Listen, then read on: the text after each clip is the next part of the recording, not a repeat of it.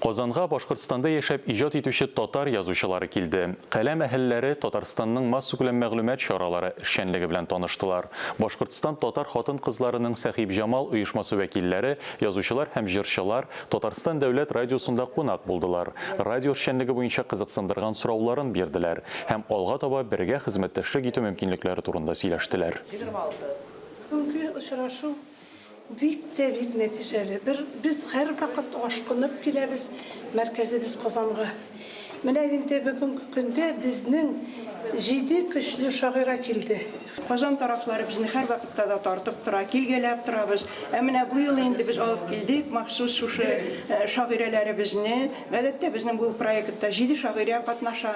Иң көчле шагыйрәләребезне, иң инҗе бөртекләребезне алып килдек алар арасында һәм иң шәп җырчыларыбызны алып килдек. Бик күңелле, Казанда шул хәтле матур иттереп каршы алдылар. Һәр кайда без үзебезгә хәштәрлек тоябыз, кадер тоябыз, хөрмәт тоябыз. Шул хәтле рәхәт, кишелеклеләр.